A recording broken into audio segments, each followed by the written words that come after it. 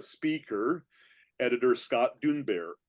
And here I thought I got it right, and I screwed it up again. Scott, give it away, Scott. It's one of those one of those old tough German names. Uh-huh. Well, hello everybody. I'm not really sure what the normal procedure is on something like this. You know, if somebody could give me a little bit of an idea of what I should be talking about, or if you guys want to ask me questions, I'm an open book pretty much. A very quick intro of yourself, what you do that would be in connection with cartoonists in the comics industry, and Okay. then go ahead and show any. We kind of prefer more recent projects because then you can be advertising things that you're going to be working on, unless you can't. And if you've got favorite older things, things that are pertinent to your life, and also how you as an editorial person can be, how you are part of the whole comics world. Okay. Are any of you familiar with the stuff I've done? I'll take that as a no. Okay. So, my name is Scott Dunbier. I'm from New York City. I grew up near a comic shop called Super Snipe back in the early 70s, owned by a guy named Ed Summer, who actually did a really nice documentary that he produced on Karl Barks back in the 70s. He was also partners with Federico Fellini on his comic shop, which I didn't know at the time because I had no idea who Fellini was when I was 8 years old. But it was just sort of a lucky happenstance. The Super Snipe was between my apartment on 87th and 2nd and my school on 82nd and 2nd.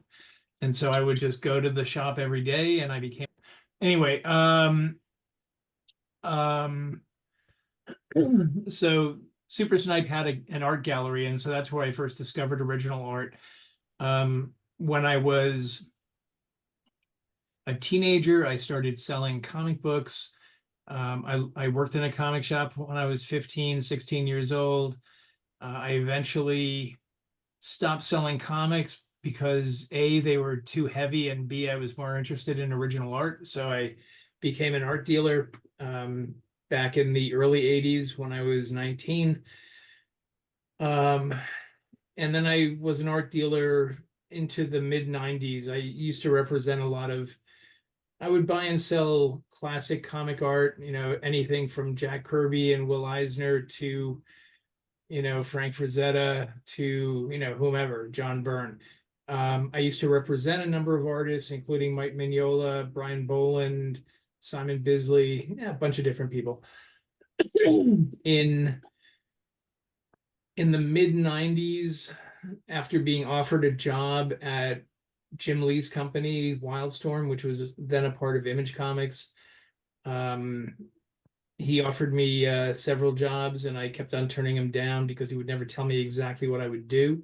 So he eventually offered me a job, and he had an idea of what I was going to do, and so I accepted it, and I wound up going out to San Diego to do things that I wound up never doing. The idea was that I would sell art, I would, do a bunch of different things, and one of the things I did very well was I would complain about the artists that he would use, because many of them were, I felt, sort of redundant to what he did. I would tell him, we already have Jim Lee, why don't we have other artists?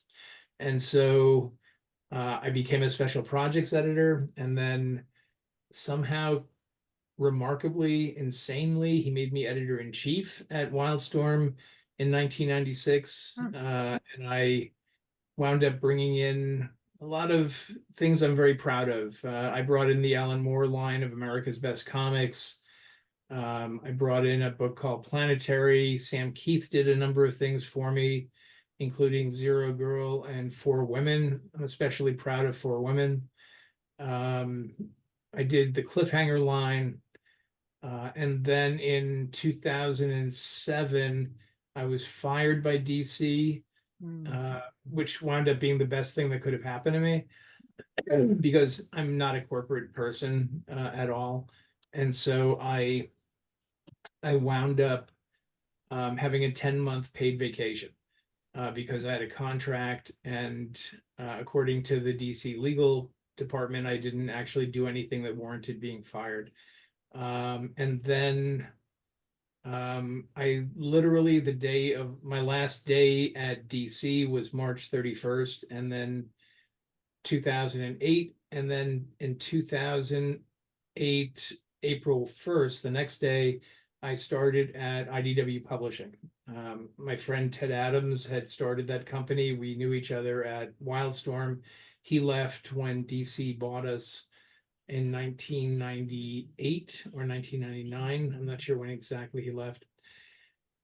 And so he invited me to come to IDW, and I moved over to IDW, and I did a bunch of different things. I brought over the Rocketeer line with me. I had Berkeley Breathed do the complete Bloom County library. We did about 10 books together. I created something called Artist Editions, which are basically mimicking original art at same size, even going so far as to try to do a facsimile of the paper. The scans of the art are done in color, so you can see all the nuances that make it sort of special and unique. And then about 4 weeks ago, I gave my notice at IDW, and so I left after 16 years. My last day was April 5th, and I am now in the process of starting a new company. And that's pretty much it, in a nutshell.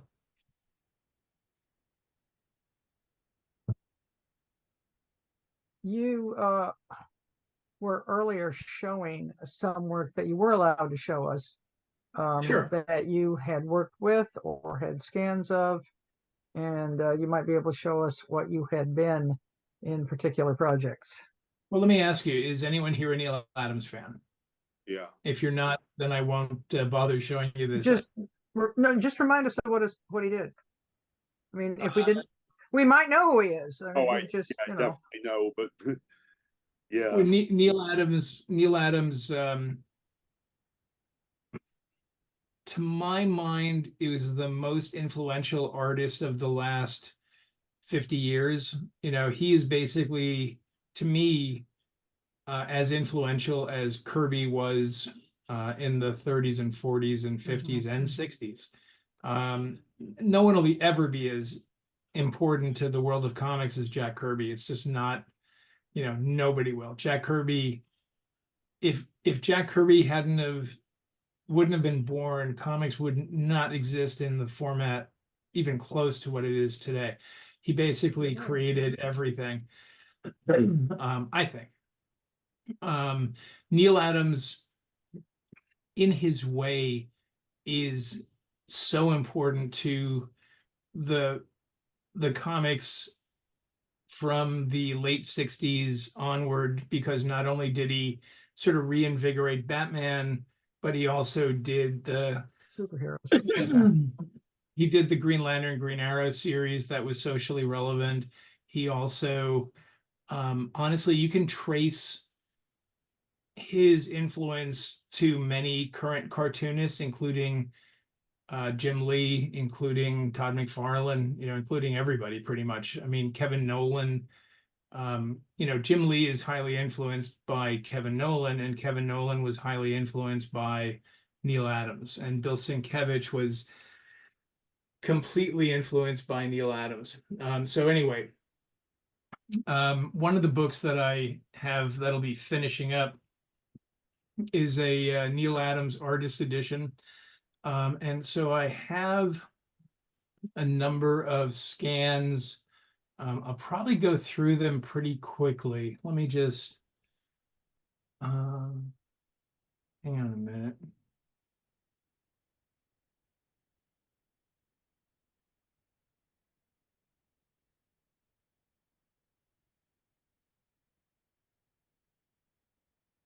You know, he really he really brought a sense of dynamic realism to comics especially in the early 70s. This is sort of an interesting cover because um, it was inked by Murphy Anderson, who was a Golden Age artist, so it's a little bit different than a lot of Neil's work. This is a Western cover that he did that I always enjoyed quite a bit.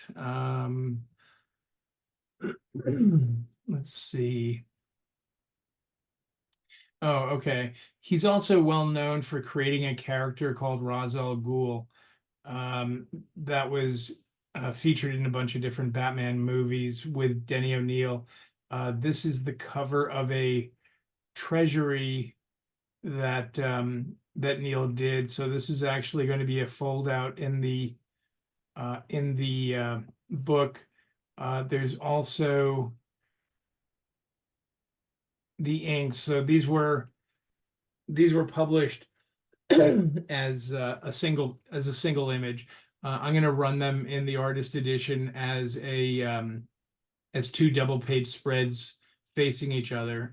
The double page spreads will be let's see, 24 inches, 48. It'll be the two of them together will fold out 48 inches and be 17 inches high. Then let's see. This is one of my favorite covers by Neil that's in the book. There's also, similar to the other cover that was the Treasury cover, the first appearance of Ra's al Ghul was done in two pieces as well. So Neil did the pencils and then the inks were put on top of them. Let's see. Okay. These are probably my two favorite Batman pages of all time. But I'm a complete nerd. It's basically Batman is defeated. He's stung by a scorpion in the desert, and Ra's al Ghul's daughter Talia gives him the antidote. You can see it in the first panel, very small, and then he comes back and defeats Ra's al Ghul and kisses Talia, and they don't live happily ever after. But it's just such an amazing sequence. You know, this 2-page sequence is just ridiculous. This is the cover to Batman 251, which is a pretty famous cover. The last splash page is probably even more famous. This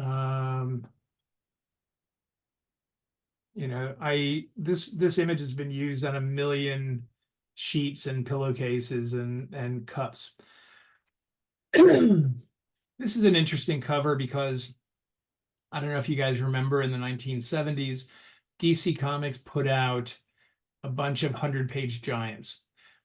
This particular image was about a quarter the size that you see here, and it had a bunch of different stats on the left of different characters and titles on top.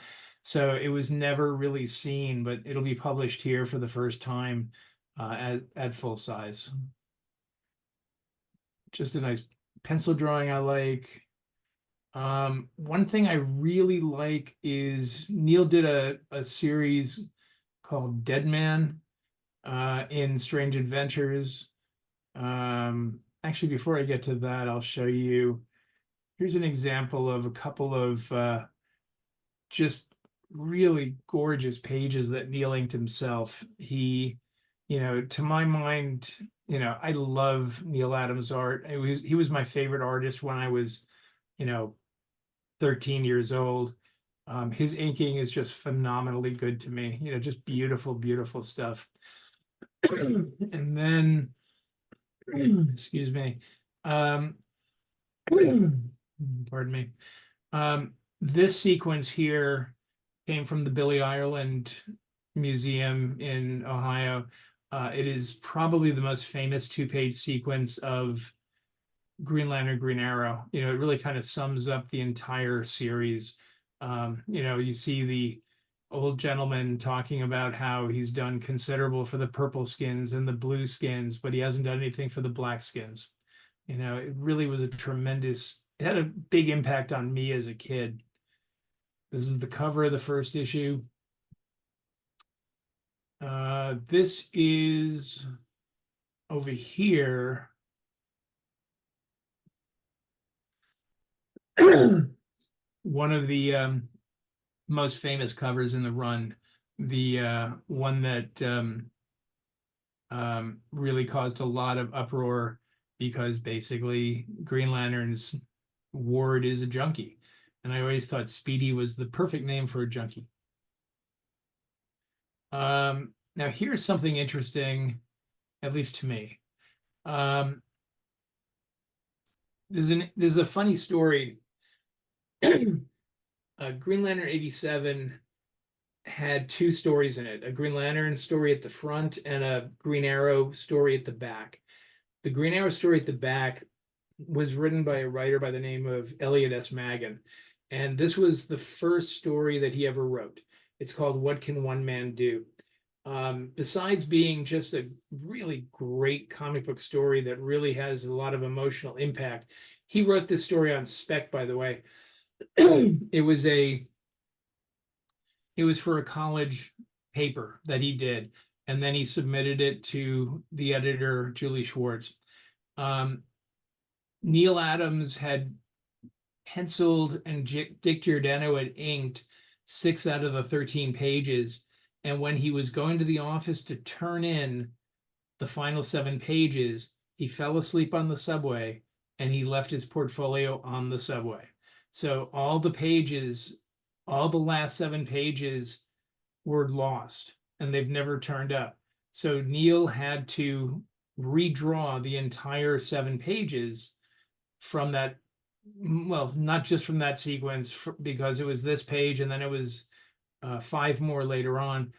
And so he drew them extremely tight so they could be reproduced from the pencils. And honestly, it's just some of the best work Neil Adams has ever done, in my opinion.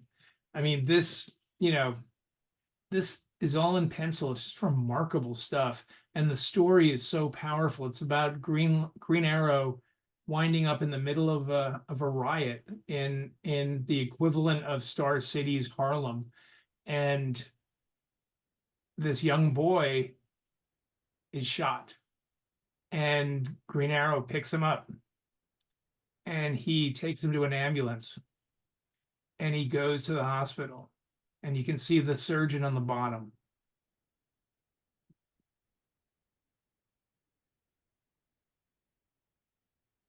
This was one of the most important stories of my childhood. You know, this came out when I was 10 years old.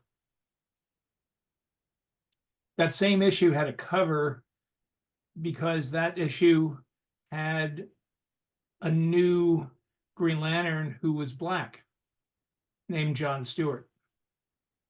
So Green Lantern 87 is a pretty goddamn important book, at least to me. Then let's see. I want to show you some Dead Man stuff because I just love his work on Dead Man.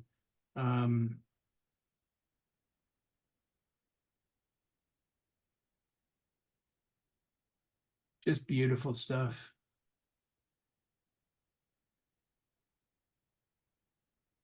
Look at that use of Zipatone. Oh, As you guys know, you know, Zipatone doesn't exist anymore, and people do it as a screen in Photoshop now. But back then, you know, this was all done by hand. It's just remarkable. Let's see. This is one of Neil's most famous covers.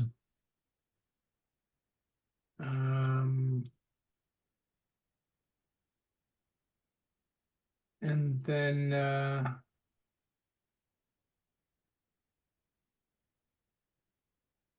another one this will be a fold out in the book.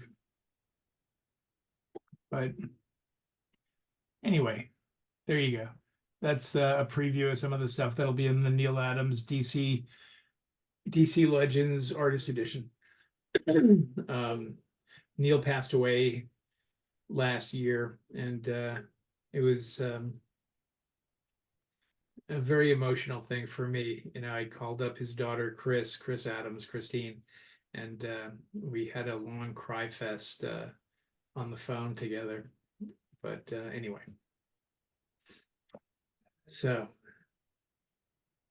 those are the kind of books that I've been doing. I also do another.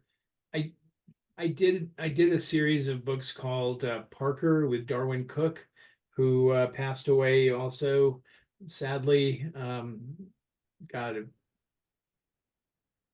8 years ago. So I did 4 graphic novels with Darwin that were based on the Richard Stark, aka Donald Westlake, crime novels on the character Parker. And we did a couple of collections, one that Darwin put together called Parker the Martini Edition, and then I put together a second one called Parker Martini Edition Last Call, which basically collected all of Darwin's work. And he was just a ridiculously good and talented cartoonist, great writer, great person.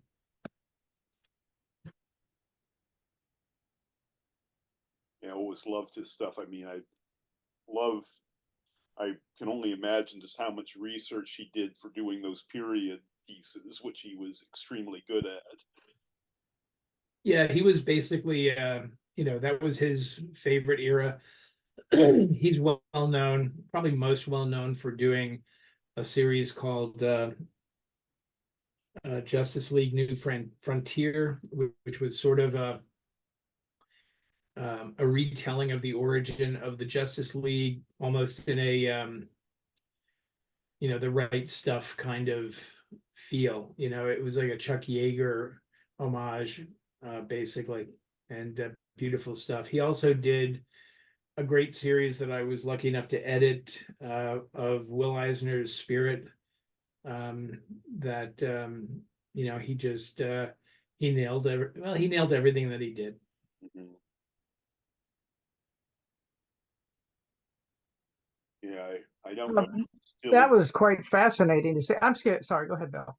I was going to say, I don't know if it's still in circulation, but the original DVD of the animated adaptation of that had him doing the commentary, and that was an amazing piece. That was actually quite fascinating on one of the genres of comics, which there are so many, but I don't specifically read that genre. However, I've got a kind of a little toe taste into it through a musical hook. You've probably heard of Kirby Crackle. Yeah. You know them, right? Well, I don't know. I know of Kirby Crackle. I'm not sure I know if there's a musical group called Kirby Crackle. There is a musical group called Kirby Crackle, and they do nerd rock. Nice. And I'm going to have to rebuy my copies because I sent them to the Dawn of Our collection at San Diego. And I've realized I'm not done with it yet, but he does, that group does wonderful, really basically superhero and anime songs. They are very funny, very hilarious, and it is about the life of being they're more about being comic book fans. And it just gets into a lot of, it's a lot of comedy, and it brings quite a grin if you can ever get a hold of or nice. The copies are cheap. They're like $3 on Amazon, but it's Kirby Crackle, and they have a lot of fun things. So if you're ever driving a long way to a Comic-Con, I highly recommend them. Is it sort of like Seduction of the Innocent? No, they are it's like they've got something called Great Lakes Avengers, And I didn't know a lot of this stuff. I had to look it up before I really got to really enjoying the songs. The Great Lakes Avengers is this funky little group that are, crime fighters that are said to make about as much sense as a narwhal with a fireball. And they keep asking this kid to join him while he's trying to get into all the other superhero groups. And I do remember when he tried, there's one superhero group that's all women. And when he tries to join their group, they tell him, "You're a dude." He's also told, "You're not Canadian," by another group. Perfect for 1 second. Hey, Sam, Sam, you got to keep it down, buddy. He's playing video games. I don't think we can even hear him. Anyway, it's really kind of a love letter to Nice. the fandom of comics, and I recommend it to people who, especially in superhero and anime and things like that, because I think you'd get a big giggle out of it. I'll have to look it up. So, They're a but hoot. I have a question for you and for Roberta. So, obviously, I know both of your works. Naughty Bits and Desert Peach, and whatever. So you were talking about how you're not into the particular genre that I was showing. I'm curious, what comics, whether it's new or old. Probably old is easier. Well, I think you might say, when you're talking about my work or Roberta's or the kind of stuff we do like, it's not genre. I'm just curious about what you personally like, not necessarily. I know what you guys do, or I'm familiar with at least some of it, but what kind of stuff do you like? I'd be very curious to hear, because I love all sorts of genres. Well, right now I'm reading a prose series by Jason Goodwin, which is about a Ottoman era investigator for the Sultan.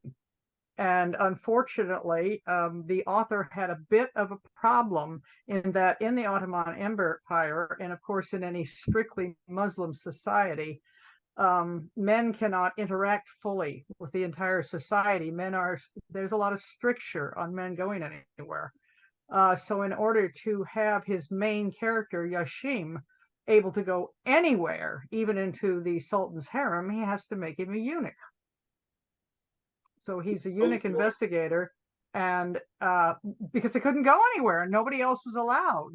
No. And so you get this particular series. I know more about Istanbul and how they cook, because the books are also full of recipes. Right. So they're a lot of fun. That sounds fascinating. I just for my own sake of reference, so that's a prose series. I think that's prose. What I guess I'm curious what either comic books or comic strips or even cartoons, things that are a little bit more to the topic of what we're talking about. I enjoyed Gordo growing up. Oh yeah, sure. The line work was gorgeous. It was about another society. Oddly enough, it was about a different society than was normally seen in mainstream America.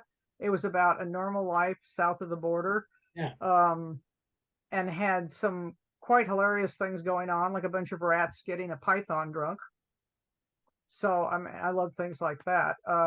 Very fine line work, things with I'm trying to think of some of the things I've gotten over the years. Who's the guy who did all of the Trojan War? Eric. Yes, that's beautifully done. Yeah, he's actually up in the Northwest now. And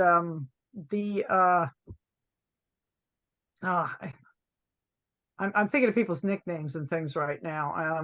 The gentleman, remember the one that's writing completely about the Inca Empire, Bill?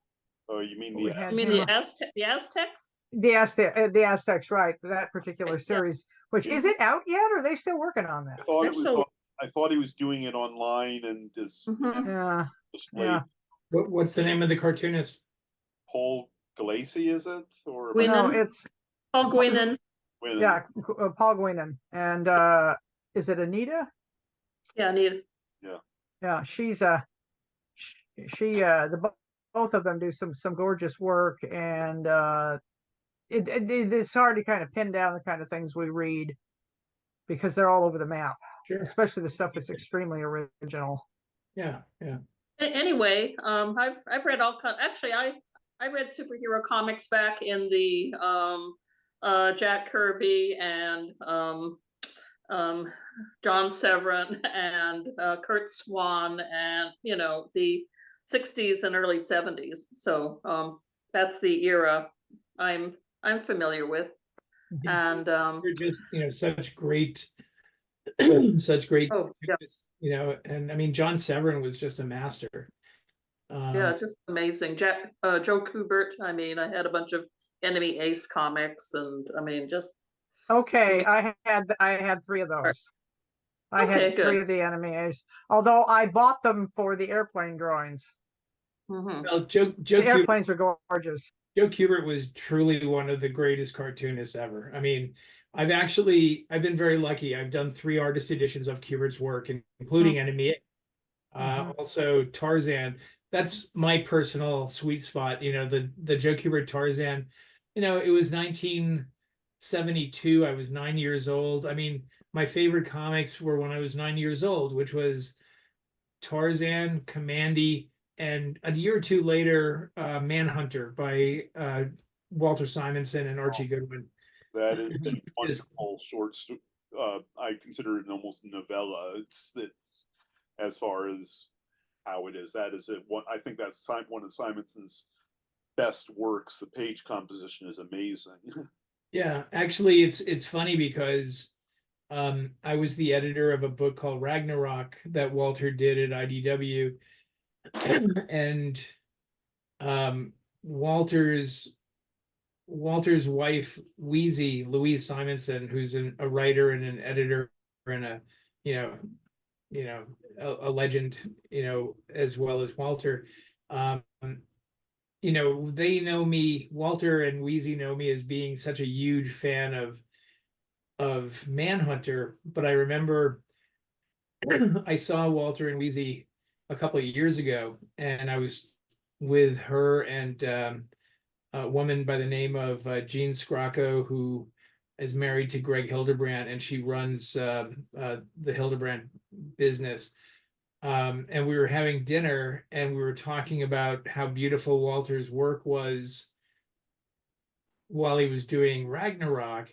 And I said that, Walter was really doing the work of his career, that, he might have been, Walter is 75 right now, but he's doing absolutely the work of his career. And I said that, and Wheezy, with a very impish smile, said, "Better than Manhunter?" And everybody laughed, and I said, "Actually, yes, it is better than Manhunter, but Manhunter will always be my favorite." So, but yeah, Joe Kubert was just such a brilliant artist and a great teacher. He was he ran the Joe Kubert School of Cartoon Art, with many, many great cartoonists coming out of there. And just one of my favorites. But it's funny, when I was a kid, I had a very interesting thing happen when I was, like 9 years old, and that is I discovered a lot of things all at once. I discovered EC Comics because EC Comics were being reprinted by East Coast Comics at that time. And I also discovered the Steranko History of Comics, which opened up a lot of new things to me, including Mac Raboy and his work at Fawcett back in the 1940s. And maybe the most important, in the building we lived in, I found a box of underground comics when I was 9 years old, and they included things like Zap Comics, Anomaly. It had a lot of Robert Crumb, Victor Moscoso, Richard Corbin, just things that a 9-year-old should not be exposed to. But it had a really important impact in my appreciation for all sorts of different comic art. I would not give those comics to my kids at that age, but but it worked out okay for me. At least I think it did. It probably explained a lot. It's funny. Are you guys familiar? You must be familiar with Cliff Sterrett's work.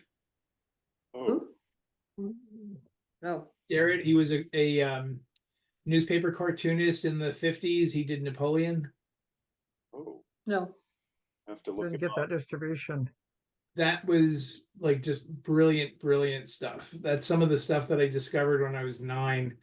That, you know, I mean, I also a little bit later I found the Smithsonian book of comic books, not the comic strip one, that was a little bit later, but the comic book one, and that introduced me to John Stanley and Carl Barks, and you know, I own that one. Yeah, that has some fantastic stories in it.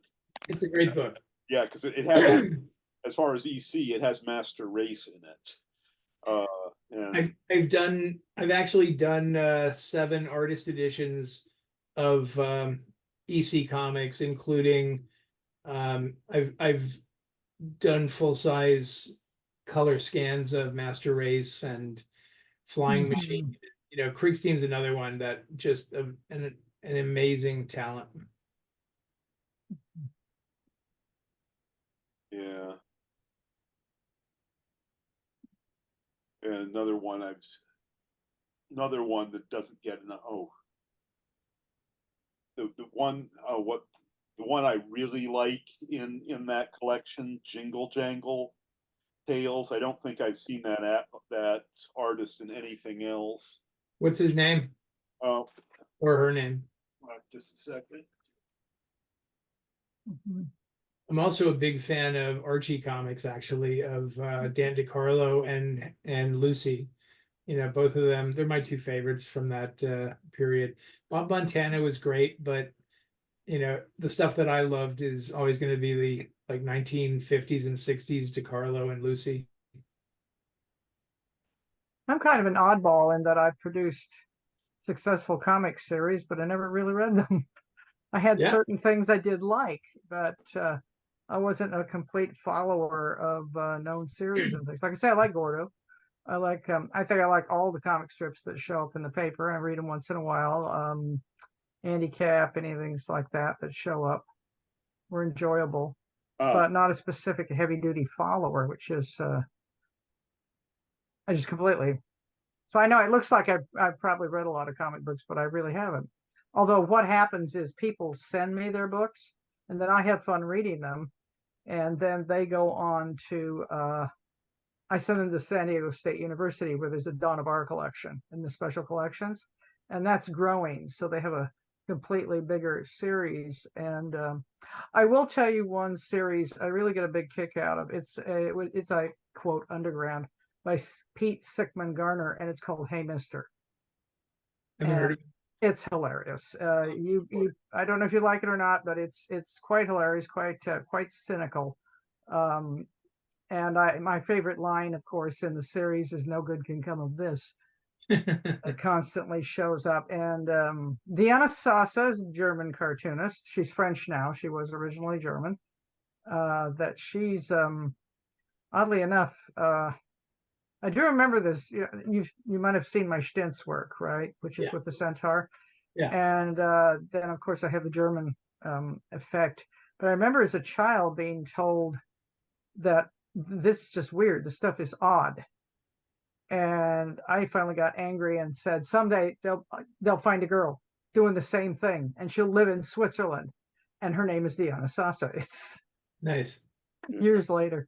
I will tell one thing about Bob Crumb, and again, this is back from the days when we all knew each other. You know, Roberta can tell you there was like 5 people in the industry, so everybody knew everybody else. And Bob was looking at my stuff once and said, "Why do you draw what you draw?" And I said, "Bob, why do you draw headless women with big tits?" And he went, "Touche." He Well, would anyway, always, yeah, he's good I laugh.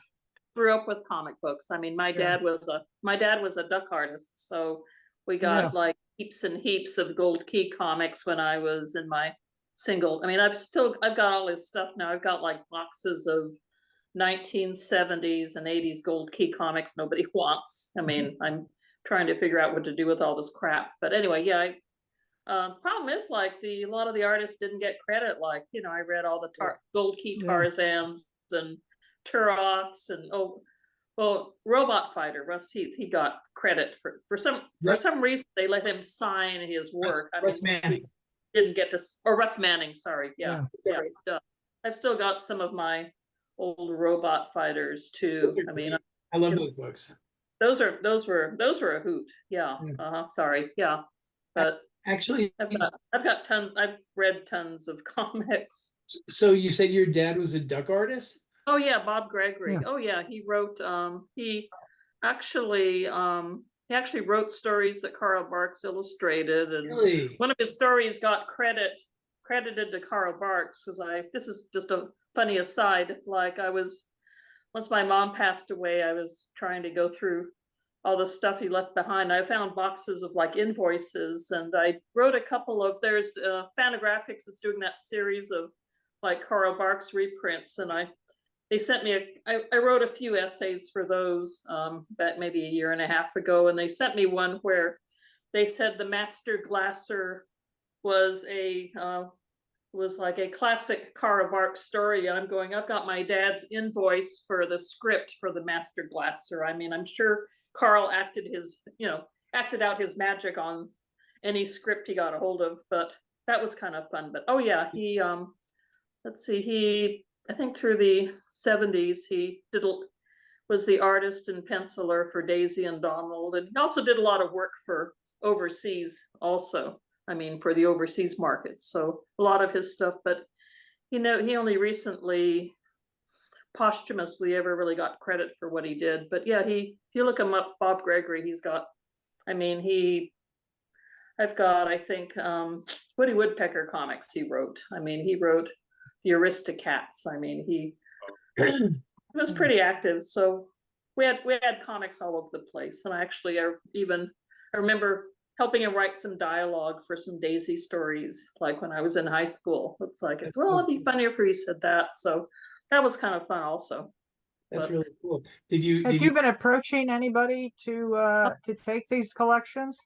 Oh, I don't know. I mean, it's work for hire. There's not really much artwork. I mean, I've got all of his aerospace paintings from like the 50s. I think the Museum of Flight wants them, but individuals might want them too. I mean, I know the Museum of Flight wants all of his aerospace paintings, but remember when I posted it, some people were kind of interested. I'm thinking, well, somebody who'd put it up on his wall and say, hey, there's the X-15 or whatever, painted by, rather than something that's going to go into storage and may come out sometime in the future if, I don't know. I mean, well, if you're talking about your historical invoices and things like that, that's why I pronounce San Diego, because that's a museum of popular culture, and they're looking to get backgrounds. I sent a lot of them to the Grand Comic database. I mean, because they were sorting through some of those. Yeah, I think they're supposed to send them back. They never did, but I'm sure they're making good use of them. But yeah,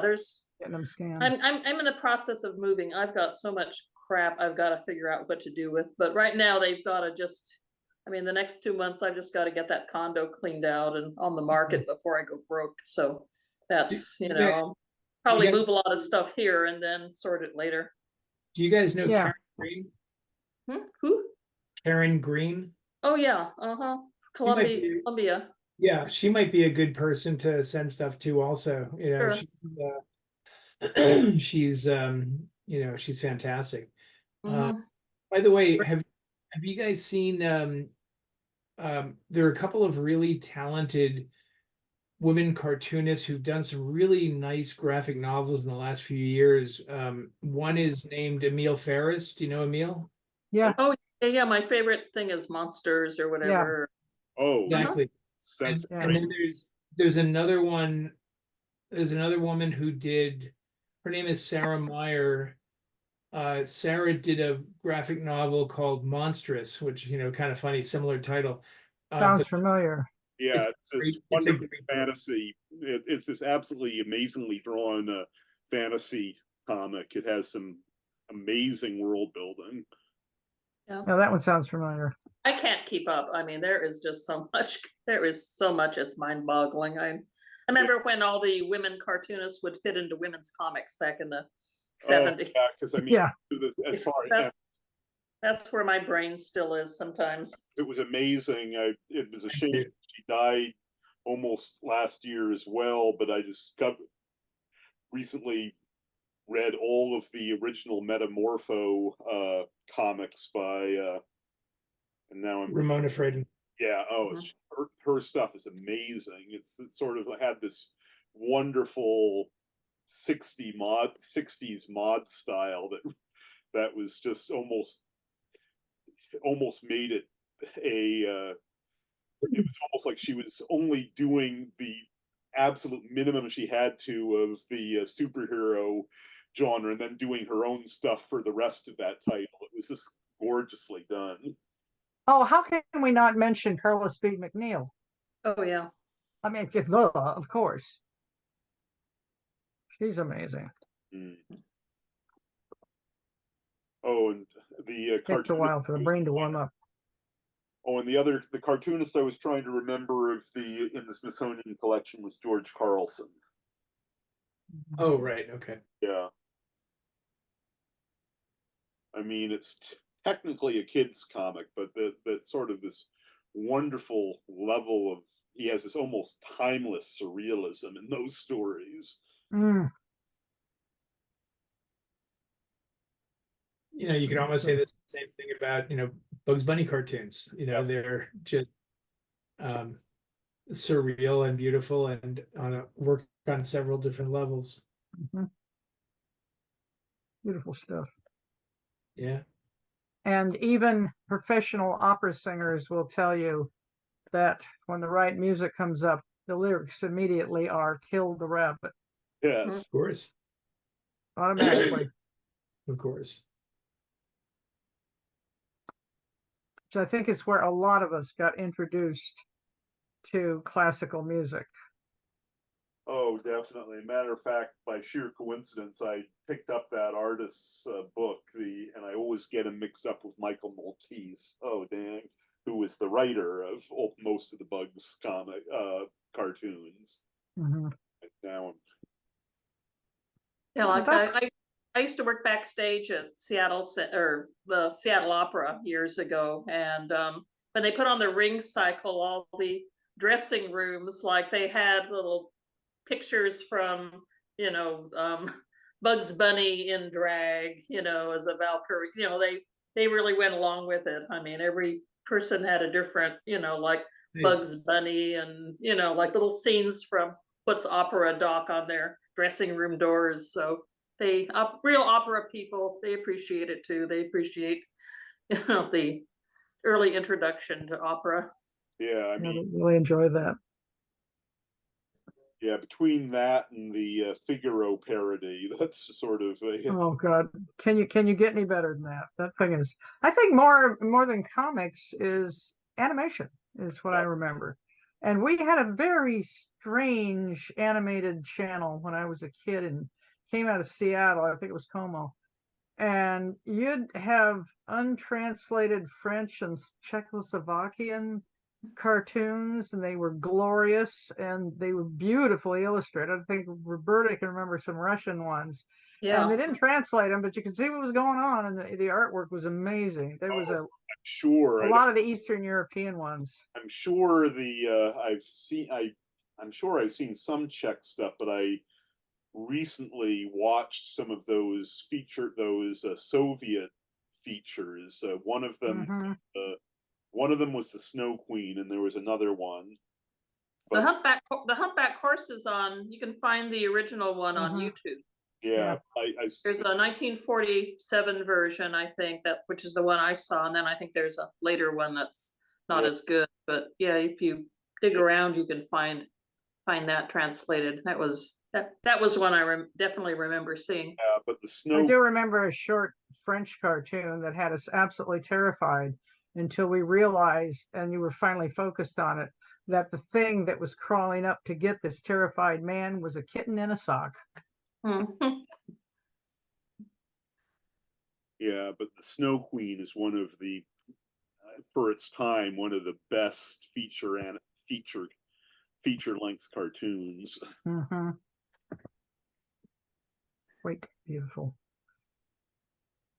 It's amazing some of the stuff that showed up though. Well, they had to find content somewhere. Mhm. Mhm.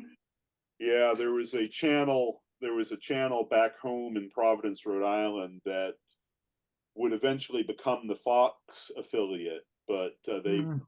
show all of these really old 50s and 60s cartoons. Roger Rabbit, sorry, Roger Ramjet, Oh God.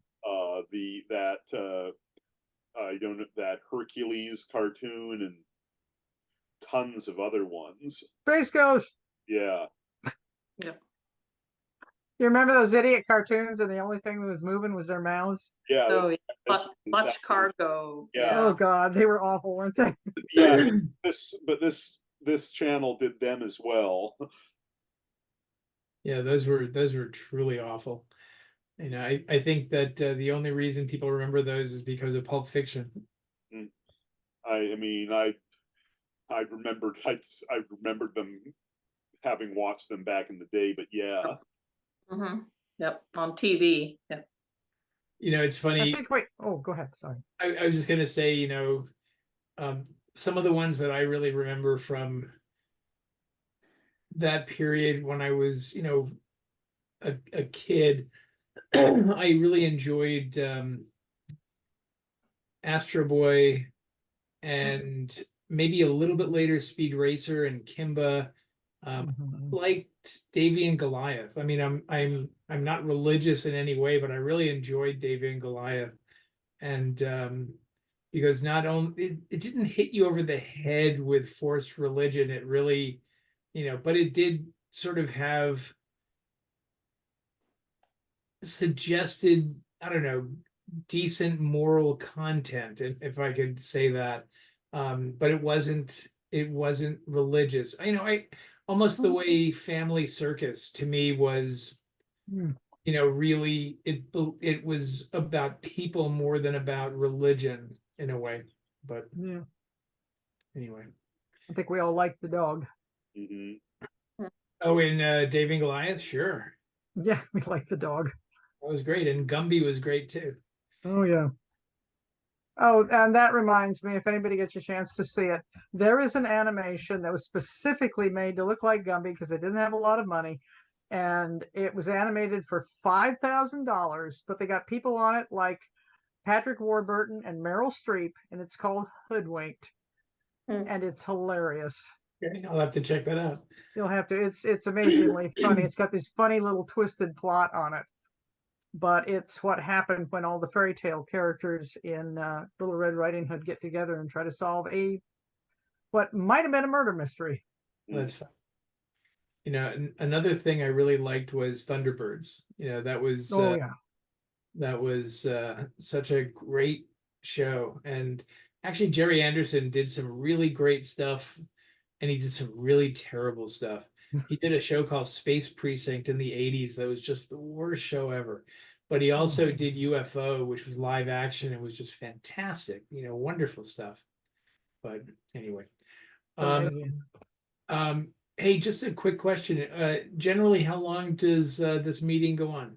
Well, we ask the speaker to donate us an hour because public speaking is tiring.